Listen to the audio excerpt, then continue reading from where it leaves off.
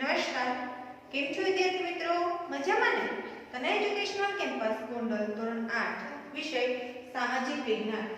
મિત્રો, ગયા સેશનમાં આપણે પાઠ 5 સુધી જોઈ ગયા. હવે આપણે જોઈએ પાઠ નંબર 6 કે જેનું નામ છે માનવ સંસાધન.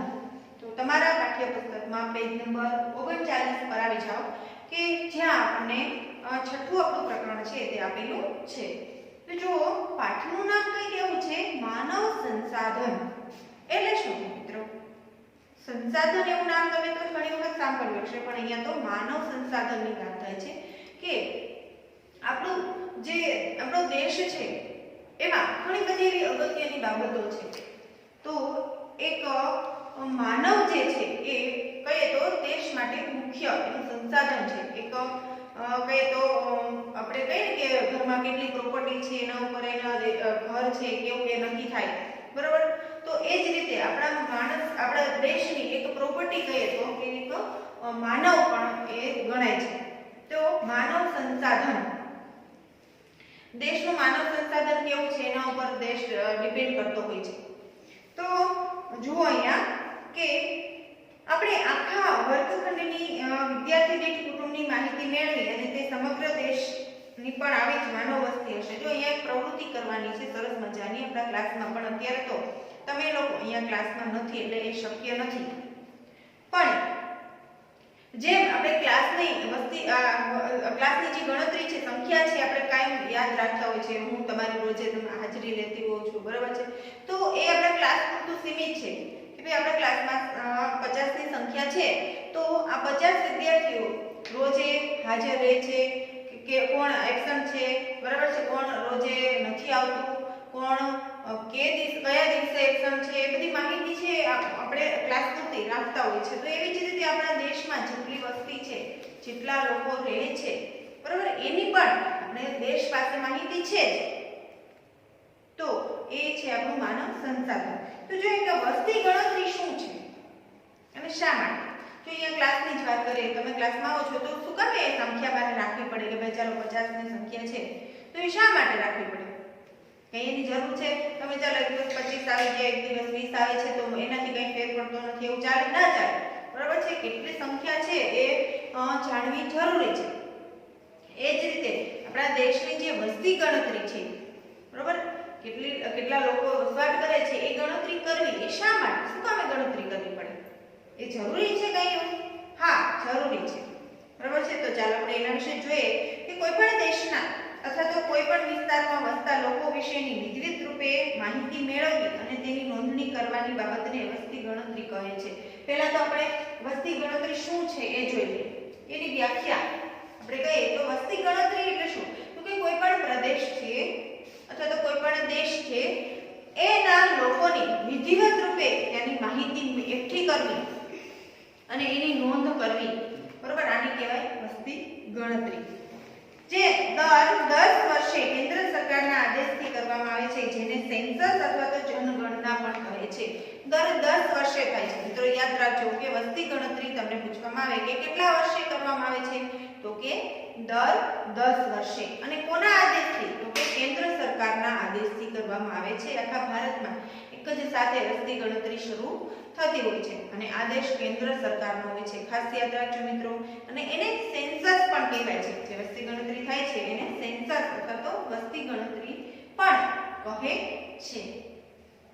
ત્યાર પછી જોઈએ તો કે આપણા દેશમાં પણ 2011 માં છેલ્લે વસ્તી ગણતરી કરવામાં આવી હતી, જે આઝાદી મળ્યા પછીની 7મી વખતની હતી. જો 2011 માં થઈ હતી, ખાસ યાદ રાખજો. 2001 માં થઈ હશે, બરાબર છે? 1991 માં થઈ હશે, 1981 માં થઈ હશે. તો આવી રીતે દર 10 વર્ષે વસ્તી ગણતરી થાય છે.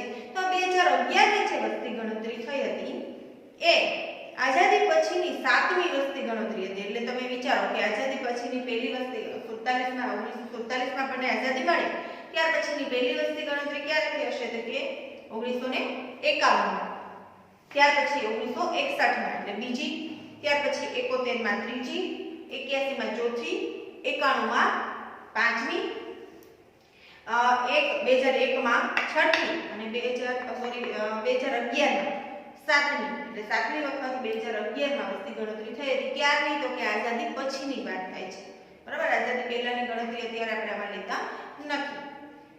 તો અહીંયા હવે તમને ખ્યાલ જ હશે કે અત્યારે 2021 ચાલુ થઈ ગયું છે, તો આ વર્ષે આવશે ને વસ્તી ગણતરીનો વારો.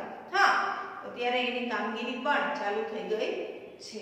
તમારા ઘરે પણ જોજો, ઘણી વખત એક સાથે લોકો નીકળતા હોય છે, આવા લોકો વસ્તી ગણતરી કરવા માટે, અને તમારે ઘરે આવી અને તમને માહિતી પૂછે કે કેટલા સભ્ય રહે છે, બરાબર, દરેકની ઉંમર શું છે, કેટલો અભ્યાસ કરેલો છે, બધી માહિતી જ્યારે વસ્તી ગણતરી કરવા માટે આવે છે કર્મચારીઓ એ પૂછે છે. તો આ વખતે પણ તમારા ઘરે આવશે અને પૂછશે. તો આ વખતે દેશના દરેક નાગરિકને યુનિક નંબર અને ઓળખપત્ર આપવાનું આયોજન પણ થયેલ છે. ક્યારની વાત થઈ છે? ખાસ યાદ રાખજો, 2011 ની. બરાબર છે કે 2011 ની જ્યારે વસ્તી ગણતરી થઈ હતી, તો એનો ખાસ એનું શું હતું, એ બાબત કે એની ખાસિયત શું હતી, તો કે દરેક નાગરિકને એક યુનિક નંબર, યુનિક એટલે કે એના જેવો બીજો ન હોય તેવો, એને યુનિક કહેવાય, એક જ નંબર હોય એવો. તો અને તેમનું ઓળખપત્ર આપવાનું આયોજન પણ થયેલ છે, જે 2011 ની વસ્તી ગણતરીની વિશેષતા છે. તમને એક્ઝામની અંદર પૂછાયું હોય કે 2011 ઈસવીસન 2011 ની વસ્તી ગણતરીની વિશેષતા શું, તો કે એ વખતે દરેક વ્યક્તિને એક ઓળખપત્ર આપવામાં આવ્યું હતું અને દરેકને યુનિક નંબર આપવામાં આવ્યો હતો, કે જેને આપણે કહીએ છીએ ને આધાર કાર્ડ. બરાબર છે? તે દરેક ભારતીય નાગરિક તરીકે પોતાના કુટુંબની સાચી માહિતી આપી અને સહકાર આપવો એ આપણી ફરજ બને છે. જો ઘણી વખત એવું થતું હોય કે આ લોકો કર્મચારીઓ વસ્તી ગણતરી માટે કોઈના ઘરે જતા હોય, તો એ લોકો શું કે ભાઈ અમારે નથી માહિતી આપવી, અથવા તો અમે ખોટી માહિતી આપે, અથવા તો સંકોચ થતો હોય એને માહિતી આપવા કે ભાઈ આ કંઈ બીજું જાણી જશે તો, અમારી પાસેથી પૈસા લઈ જશે તો. પણ અહીંયા જે વસ્તી ગણતરી કરવા માટે આવે છે, એ લોકોને સાથ સહકાર આપવો એ આપણી ફરજ બને છે. શા માટે? તો કે આપણે પણ દેશના એક નાગરિક છીએ અને એ લોકો જે કામ કરે છે એમાં આપણો પણ કંઈક હિત રહેલું છે. માનવ વસ્તી એ દેશનું માનવ સંસાધન છે, માનવ ધન છે. માનવ વસ્તી, જે દેશની વસ્તી છે ને, એ દેશનું માનવ ધન છે. આપણા ઘરની અંદર પૈસા આપણી પાસે પડ્યા હોય, સોનું પડ્યું હોય, બરોબર, તો આપણે કહીએ કે આપણું પ્રોપર્ટી, એક પ્રકારની આપણે કહીએ કે ધન છે, આપણી પાસે પૈસા પડ્યા છે, તો એ આપણા ઘરનું ધન છે, બરાબર, લક્ષ્મી છે એને કહીએ. તો અહીંયા માણસ જે છે એ દેશ માટે શું છે, તો કે માનવ ધન છે. શું છે? માનવ ધન છે. કોઈ પણ દેશના વિકાસનો મોટો આધાર માનવ સંસાધન પર હોય. જો હમણાં જ આપણે ચર્ચા કરી એમ કે દેશનો જે વિકાસ થાય છે ને, એનો આધાર કોના ઉપર હોય છે, કે માનવ સંસાધનો પર હોય છે. પણ કોઈ દેશ એવો હોય કે એમાં ઘણી બધી વસ્તી છે, બહુ મોટી સંખ્યામાં લોકો રહે છે, પણ એનું માનવ સંસાધન એવું છે કે એ લોકો છે ત્યાંના એ બહુ ઓછી એને ખબર પડે છે, ગાંડા છે, એવા ટૂંકમાં કંઈ પણ કામ કરી શકતા સક્ષમ નથી, એવા લોકો છે એ વધારે પડતા રહે છે, બરોબર. તો એ દેશ છે એનો વિકાસ છે એ થશે નહીં. એટલે માનવ સંસાધન કેવું છે એના પર દેશનો વિકાસ થાય છે. માનવ વસ્તી એ દેશની મૂડી છે. જો માનવ વસ્તી એ દેશની મૂડી છે. દેશના વિસ્તાર અને કુદરતી સંપત્તિ થકી જ દેશનો વિકાસ થતો નથી. દેશની જે સંપત્તિ છે, એટલે ઘણા વર્ષો પહેલા આપણા ભારત પાસે જ આપણે કહીએ કે ઘણી બધી સમૃદ્ધિ હતી, ઘણો બધો સમૃદ્ધ હતો આપણો દેશ, બરોબર, પણ એ આપણી પાસે ટકી શકી નહીં. અંગ્રેજો જે છે આપણી પાસેથી આપણી ઘણી સંપત્તિ છે એ લઈ ગયા છે. તો એ રીતે આપણે કહીએ તો કે કુદરતી સંપત્તિ જે છે એનાથી જ દેશનો વિકાસ નથી થતો. આપણી પાસે ઘણી બધી નેચરલ વસ્તુઓ છે, તો ખાલી એનાથી જ વિકાસ નથી થતો, પણ માનવ સંસાધન છે એનો કેવી રીતે ઉપયોગ કરે છે એ પણ જોવાનું હોય છે. દેશના આર્થિક વિકાસનો પાયો દેશની માનવ વસ્તીનું કદ અને ગુણવત્તા પર રહેલો છે. જો ખાલી કદ નહીં, પણ ગુણવત્તા, માણસ કેવા પ્રકારના છે એના પર પણ રહેલો છે. લોકોના આરોગ્ય, શિક્ષણ, કાર્યકુશળતા તેમજ મહેચ્છાઓ જેવી બાબતો ઉત્પાદકતા વધારે છે ને તે જ દેશનો વિકાસ થાય છે. આપણા દેશની વસ્તીની ગુણવત્તા જાણવા અને દેશના આર્થિક વિકાસનું આયોજન કરવાના હેતુથી વસ્તી ગણતરી કરવામાં આવે છે. આપણા દેશની ગુણવત્તા જાણવા, આપણા દેશની વસ્તી જે છે એની ગુણવત્તા જાણવા, આપણા દેશના લોકો કેવા પ્રકારના છે, કેટલો અભ્યાસ કરેલા છે, બરોબર છે. જ્યારે તમને વસ્તી ગણતરી કરવા માટે આવે છે ત્યારે જો અભ્યાસ પણ પૂછે, ઉંમર પણ પૂછે છે, બરાબર, કારણ કે જ્યારે સર્વે થાય છે ત્યારે આ માહિતી બધી એકઠી કરી અને છેલ્લે એનો શોર્ટ લિસ્ટ બને. આ શોર્ટ લિસ્ટ દ્વારા દેશનો સાક્ષરતા દર, બરાબર, ત્યાર પછી ઉંમરનો દર છે એ બધું નક્કી થતું હોય છે. દેશની વિકાસલક્ષી પંચવર્ષીય યોજનાઓ ખોરાક, પાણી, રહેઠાણ વ્યવસ્થાપન, ઉદ્યોગ, વીજળી, રોજગારી, શિક્ષણ અને સંરક્ષણ વિશે આયોજન કરવાના ભાગરૂપે પણ વસ્તી ગણતરી કરવી જરૂરી બની રહે છે. જો વસ્તી ગણતરી કરવી એ ખાલી એમનો કોઈ એનો કઈ હેતુ વગર નથી કરતા, પણ વસ્તી ગણતરી કર્યા પછી દેશમાં કેવા ફેરફારો કરવા એ પણ સરકાર નક્કી કરતી હોય છે.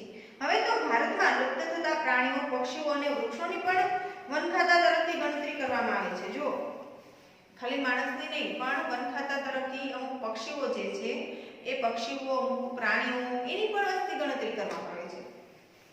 અને વિસ્તારની તથા પાલતુ પ્રાણીઓની પણ ગણતરી હાથ ધરવામાં આવે છે. તેથી તે અંગે જરૂરી પગલાં લઈ શકાય. જો પાલતુ પ્રાણીઓ ઘણી વખત જે વસ્તી ગણતરી કરવામાં આવે ત્યારે એની સાથે એને પૂછે, પણ તમારા એવું પણ પૂછે કે તમારા ઘરે કોઈ પાલતુ પ્રાણી છે, બરાબર, તો એની સંખ્યા પણ એ લખતા હોય છે, નોંધ કરતા હોય છે, બરાબર, તો એના ઉપરથી ખ્યાલ આવે. ત્યાર પછી જોઈએ તો કે ભારતની વસ્તી અંગેનો ખ્યાલ. શું કરવાનું છે? હવે ભારતની વસ્તી અંગેનો ખ્યાલ કે ભારતની કેટલી વસ્તી છે. આપણા દેશનો કુલ ભૂમિ વિસ્તાર 32,87,263 ચોરસ કિલોમીટર છે. આપણા દેશની વાત થઈ છે. ભારત દેશનો વિસ્તાર કેટલો છે? ભૂમિ વિસ્તાર તો કે 32,87,263 ચોરસ કિલોમીટર છે. ખાસ યાદ રાખજો મિત્રો, ચોરસ કિલોમીટરની વાત થઈ છે અહીંયા, કે જે દુનિયાના કુલ વિસ્તાર પૈકી ફક્ત 2.42 દુનિયાનો કુલ વિસ્તાર છે એ પૈકી 2.42 વિસ્તાર જ ખાલી ભારત પાસે છે. અને વિસ્તારની રીતે જોઈએ તો ભારત દુનિયામાં 7મા ક્રમે આવે છે. કેટલામા ક્રમે આવે છે? વિસ્તારમાં જોઈએ તો ખાસ યાદ રાખજો મિત્રો, વિસ્તારમાં જોઈએ તો ભારત છે એ દુનિયામાં 7મા ક્રમે આવે છે. કેટલામાં? 7મા. ભારત પાસે કેટલા ટકા જમીન છે? તો કે 2.42% ભૂમિ વિસ્તાર છે. આખા વિશ્વનો જે ભૂમિ વિસ્તાર છે એમાંથી. અને દુનિયાની કુલ વસ્તીના 16% થી વધુ લોકોની વસ્તી ભારતમાં રહે છે. જો અહીંયા 2.42% જ આપણી પાસે જમીન છે, પણ દુનિયાની જેટલી વસ્તી છે ને એમાં 16% થી વધુ, એટલી 16% થી વધુ લોકો ભારતમાં રહે છે. અને વસ્તીમાં ચીન પછી ભારત છે એ બીજા ક્રમે આવે છે. વિસ્તારમાં 7મા ક્રમે આવે છે. વસ્તીમાં કેટલામા ક્રમે આવે છે? તો કે બીજા ક્રમે. ખાસ યાદ રાખજો મિત્રો, એમ પૂછે કે ભારત છે એની પાસે કેટલો વિસ્તાર, ભૂમિ વિસ્તાર છે? તો કે 32 લાખ અને જો આપણે 87,263 ચોરસ કિલોમીટર જે દુનિયાના કુલ ભૂમિ વિસ્તારનો પૈકી 2.42% છે. અને વિસ્તારની દ્રષ્ટિએ જોઈએ તો ભારત જે છે એ દુનિયામાં 7મા ક્રમે આવે છે. અને વસ્તીમાં જોઈએ તો ચીન પછી ભારતનો બીજો નંબર છે. અને ત્યાર પછી જોઈએ તો કે 16% થી વધુ લોકો જે છે એ ભારતમાં વસવાટ કરે છે. હવે ગુણવત્તાવાળી માનવ વસ્તીને માનવ સંસાધન પણ કહેવાય છે. માનવ શક્તિનું મૂલ્ય બૌદ્ધિકતા અને સાક્ષરતા પર રહેલું છે. દેશના વિકાસમાં પ્રતિભાવંત નાગરિકો જેવા કે ડોક્ટર, કેળવણીકારો, એન્જિનિયરો, રમતવીરો, ઉદ્યોગપતિઓ, વેપારીઓ, ખેડૂતો, કલાકારો અને કામદાર વર્ગના લોકો તેમજ સમજદાર નાગરિક એ માનવ શક્તિના સ્ત્રોત રૂપે છે. અને આપણું યુવાધન અને બાળકો પણ આપણી માનવ સંપત્તિ છે. જો આપણી પાસે જે ધન સંપત્તિ હોય છે એવી રીતે દેશ પાસે માનવ સંપત્તિ હોય છે કે એના દેશમાં કેવા પ્રકારના માણસો રહે છે. યુવાનોની સંખ્યા વધુ છે, બાળકોની સંખ્યા વધુ છે કે ખાલી વૃદ્ધની સંખ્યા વધુ છે, બરાબર, આ પણ એના ઉપર ડિપેન્ડ કરતો હોય છે. અને આ જે દેશના નાગરિકો છે એ કેવા પ્રકારના છે? તો કે એમાં ઘણી બધી કેટેગરીના લોકો આવતા હોય છે. જેમ કે પ્રતિભાવંત નાગરિકો, જેને કે ભાઈ ડોક્ટરો છે, કેળવણીકારો છે, ટૂંકમાં સાક્ષરતા ઉપર પણ ઘણો આધાર રાખે છે. ત્યાર પછી જોઈએ તો કે વસ્તી વૃદ્ધિ એટલે વધારો. તો 2001 થી લઈ અને 2011 ના દાયકા એટલે 10 વર્ષનો સમયગાળો જે હોય એને શું કહેવાય? દાયકો દરમિયાન ભારત જે છે એ વસ્તીમાં 18.1 કરોડ જેટલી જનસંખ્યાનો વધારો થયેલો છે. વિચારજો મિત્રો કે 18.1 કરોડનો 10 વર્ષમાં વધારો થઈ ગયો છે. છતાં પણ વસ્તી વધારાનો દર ઘટ્યો છે. જે દર વર્ષે વસ્તી વધતી ને એના કરતા ઓછી વસ્તી, એટલે ટૂંકમાં કહીએ કે વસ્તી વધારાનો દર જે છે, ટકાવારી જે છે એ ઘટી છે. વસ્તી વધી છે છતાં પણ દર ઘટ્યો છે, જે અગત્યની વાત છે. ઉપરાંત શિક્ષિત નાગરિકોની સંખ્યામાં વધારો થયો છે. જો શિક્ષિત, આપણે જાણીએ છીએ કે પહેલાના સમયમાં જે લોકો શિક્ષણ મેળવતા એના કરતાં અત્યારે ઘણું પ્રમાણ વધારે છે. એટલે શિક્ષિત નાગરિકોમાં વધારો થયો છે. અને 2001માં ભારતીય વસ્તી 102.87 કરોડ જેટલી હતી, જે 2011માં 121.1 કરોડ જેટલી થઈ છે. હવે જે નવી આવશે 2021માં એ આપણે અંક પણ યાદ રાખવાનો રહેશે. કેન્દ્ર સરકાર વસ્તી વધારાની બાબતે ચિંતિત હોય અને વિવિધ યોજનાઓ તથા નીતિ નિયંત્રણોથી વસ્તી વધારાને અંકુશમાં લેવાના પ્રયત્નો કરે છે અને પરિણામે 1.7% જેટલો વસ્તી વૃદ્ધિ દર નીચો ગયો છે. જો એ નીચે આપણને એક ગ્રાફ આપેલો છે વસ્તી વૃદ્ધિનો, જો છે ને બ્લુ કલરની જે લાઈન બતાવે છે, બરાબર, એ છે ભારતની વસ્તી દર્શાવતો ચાર્ટ છે. શું છે? વસ્તી દર્શાવતો ચાર્ટ. ક્યારથી? તો કે 1901 થી શરૂ થયું છે કે 2011 સુધી. એમાં દર વર્ષે જો વસ્તીમાં વધારો થાય છે. જન્મ મૃત્યુ દરની જેમ વસ્તી વૃદ્ધિ એ કુદરતી છે. જો વસ્તી વૃદ્ધિ એ પણ જન્મ મૃત્યુ દરની જેમ કુદરતી છે, પણ વસ્તી વધારા અંગે કેટલાક પરિબળો જવાબદાર છે, જેમાં અન્ય દેશમાંથી આવીને સ્થિર થતા લોકો, ઉદ્યોગ ધંધા, વ્યાપાર કે શિક્ષણ અર્થે થતું સ્થળાંતર કારણભૂત છે. ભારતમાં છેલ્લી 2 સદી દરમિયાન વસ્તી વધારાનો દર ઊંચો ગયો છે. પહેલા વસ્તી વધારાનો દર નીચો હતો, કારણ કે બાળ મૃત્યુનું પ્રમાણ વધારે હતું. જો પહેલા, અત્યારે આપણે જોઈએ ને તો ખાસ તમે એવી નોંધ તો બહુ ઓછી કરી હશે કે પહેલાના સમયની અંદર બાળ મૃત્યુનો દર જે છે એ વધારે હતો. એ સમયે દવાખાનાઓની આટલી બધી સગવડો ન હતી. અત્યારે શું કે આપણે જોઈએ તો 108 ની સગવડ છે, બરાબર. જેમ કે કોઈ વ્યક્તિને કંઈ પણ પ્રોબ્લેમ થાય છે તો તરત જ એ સારવાર માટે પહોંચી જાય છે. તો પહેલાના સમયની અંદર આવી સુવિધાઓ, સગવડો ઓછી હતી, જેથી કરી અને બાળ મૃત્યુનો દર વધારે હતો. કે નાના બાળકોનો જન્મ થાય છે તો એને કોઈ પણ થોડી પ્રોબ્લેમ થાય છે, કંઈક બીમાર પડે છે તો તરત જ એને સારવાર મળતી નથી, જેથી કરી અને એને મૃત્યુ પણ પામતા હોય છે. તો આવો બાળ મૃત્યુનો દર છે એ પહેલા વધારે હતો.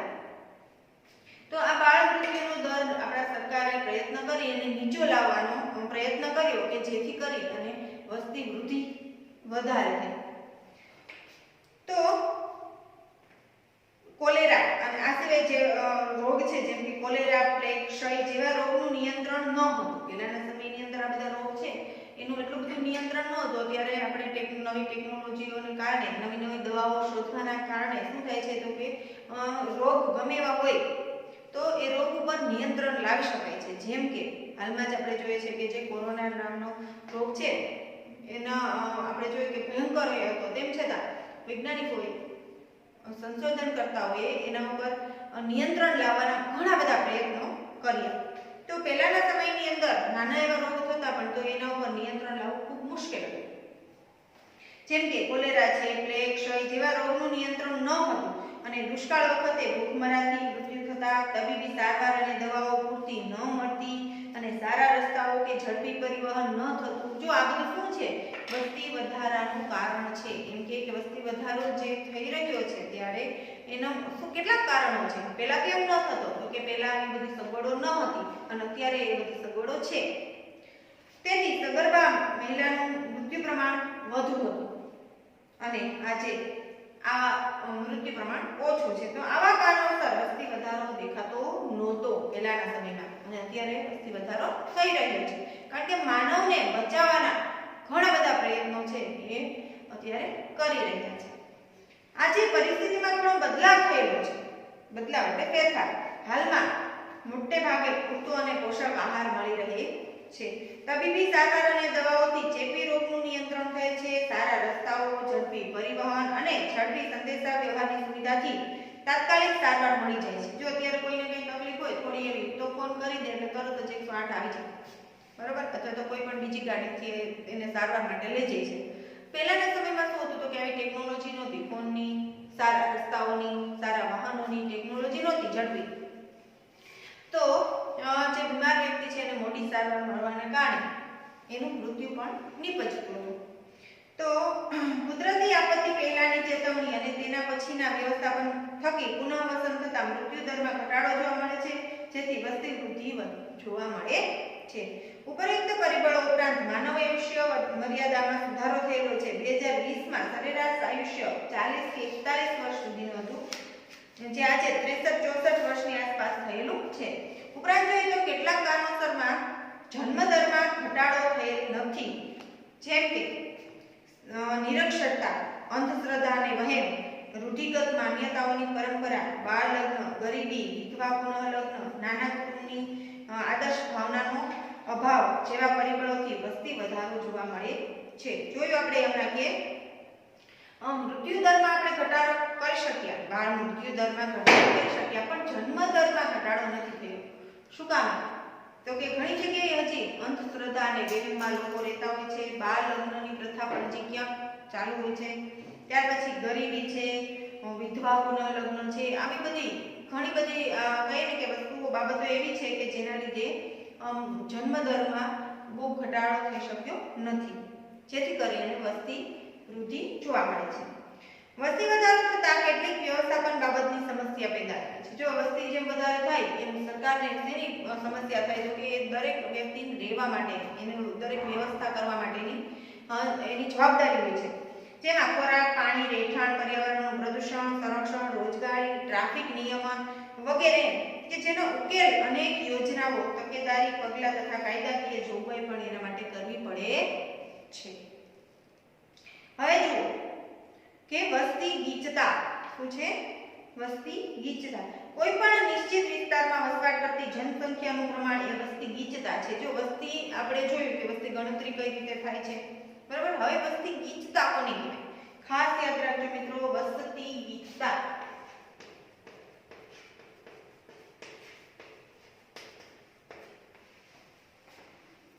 કોને કહેવાય છે? તો કે કોઈ પણ નિશ્ચિત વિસ્તારમાં વસવાટ કરતી જનસંખ્યાનું પ્રમાણ એ વસ્તી ગીચતા છે, જેમાં દર ચોરસ કિલોમીટરે સરેરાશ જેટલા લોકોનો વસવાટ થાય છે તેને વસ્તી ગીચતા કહી શકાય. દાખલા તરીકે આપણે એક ઉદાહરણ લઈ લઈએ કે આ 1 ચોરસ કિલોમીટર છે ને આ પણ 1 ચોરસ કિલોમીટર છે. તો અહીંયા આખા ચોરસ કિલોમીટરની અંદર 10 વ્યક્તિ રહે છે. કેટલી વ્યક્તિ રહે છે? 10 વ્યક્તિ રહે છે. આ ચોરસ કિલોમીટરની અંદર 8 વ્યક્તિ રહે છે, બરાબર. અહીંયા 8 વ્યક્તિ રહે છે અને અહીંયા 10 વ્યક્તિ રહે છે. તો વસ્તી ગીચતા કયા ચોરસ કિલોમીટરની થઈ? આ A ની થઈ કે B ની થઈ? તો કે A ચોરસ કિલોમીટર જે છે એ પ્રદેશ જે છે એની ગીચતા વધારે છે, કારણ કે 1 ચોરસ કિલોમીટરમાં અહીંયા વધારે વસ્તી છે અને અહીંયા ઓછી વસ્તી છે, બરાબર. તો વસ્તી ગીચતા કોને કહેવાય? તો કે દર ચોરસ કિલોમીટરે સરેરાશ જેટલા લોકોનો વસવાટ થાય છે તેને વસ્તી ગીચતા કહી શકાય. જો અહીંયા તમે ખાલી ચોરસ કિલોમીટરની વાત કરી, અને શહેરની વાત પણ કરી શકાય. A શહેર છે અને B શહેર છે, બરાબર. અને A શહેરની અંદર દર ચોરસ કિલોમીટરે કેટલા રહે છે? તો કે દર ચોરસ કિલોમીટરે 10 વ્યક્તિ રહે છે અને અહીંયા દર ચોરસ કિલોમીટરે 8 વ્યક્તિ રહે છે. તો કયા શહેરની વસ્તી ગીચતા વધુ હોય? તો કે A શહેરની હોય છે. ખ્યાલ આવે છે? તો એ રીતે દર ચોરસ કિલોમીટરે સરેરાશ જેટલી વ્યક્તિ વસવાટ કરે છે ને તેને વસ્તી ગીચતા કહી શકાય. અને વસ્તી ગીચતા એ ભૌગોલિક, સામાજિક અને આર્થિક સ્થિતિ સાથે સંકળાયેલી હોય છે. દુનિયાના બધા જ દેશોમાં વસ્તીના વિવિધ પ્રમાણ છે. વસ્તીના વિવિધ પ્રમાણ છે. જો અમુક દેશમાં વસ્તી ગીચતા અમુક એરિયામાં વધારે હોય, આપણે ભારતની જ વાત કરીએ, બરાબર. તો અમુક વિસ્તાર એવા છે કે જ્યાં વસ્તી ગીચતા વધારે જોવા મળે. શું કામ? તો કે ત્યાંનું એનું ભૌગોલિક કારણ છે, બરાબર. કે ત્યાં એને આર્થિક પણ એનું કારણ છે કે ત્યાં એને રોજીરોટી માટેના ઘણા બધા સુવિધાઓ પ્રાપ્ત થતી હોય છે, તો ત્યાં વસ્તી વધારે હોય છે. આપણા દેશમાં પણ વિવિધ પ્રદેશો કે વિસ્તારમાં વસ્તી પ્રમાણ સરખું નથી. જો દરેક જગ્યાએ સરખું નથી. દાખલા તરીકે આપણે જોઈએ તો રાજસ્થાનનું જે રણ છે એ ઘણી મોટો વિસ્તાર એમાં આવેલો છે, પણ ત્યાં એટલી વસ્તી નથી, ત્યાં એટલી વસ્તી રહેતી નથી. જ્યાં જગ્યા વધારે છે વસ્તી ઓછી છે. નદી કિનારાના મેદાન હોય, ઔદ્યોગિક વિસ્તાર હોય, મુખ્યત્વે કેન્દ્રના ફળદ્રુપ જે પ્રદેશ હોય ત્યાં વસ્તી ગીચતા વધારે જોવા મળે, કારણ કે ત્યાં લોકોને રોજીરોટી માટેના ઘણા બધા રસ્તાઓ મળી રહેતા હોય છે, ઘણી બધી સગવડો મળી રહેતી હોય છે. કે જ્યારે પહાડી પ્રદેશ છે, રણ પ્રદેશ છે, વન્ય વિસ્તાર છે, એમાં પ્રતિકૂળતાને કારણે વસ્તી ગીચતા ઓછી જોવા મળે છે. જોઈએ વસ્તી ગીચતા પર અસર કરતા પરિબળો. તો કે વસ્તી ગીચતા પર પર્યાવરણના વિવિધ પરિબળોની અસર થાય છે, કે જેમ કે સ્થળની ઊંચાઈ, ઠંડી ગરમીનું પ્રમાણ, આબોહવા, ભૂપૃષ્ઠ, પાકો, ખનિજો, પાણી, ઉર્જા અને તેની પ્રાપ્તિ, ઉપરાંત પરિવહન, સંદેશાવ્યવહાર સુવિધા.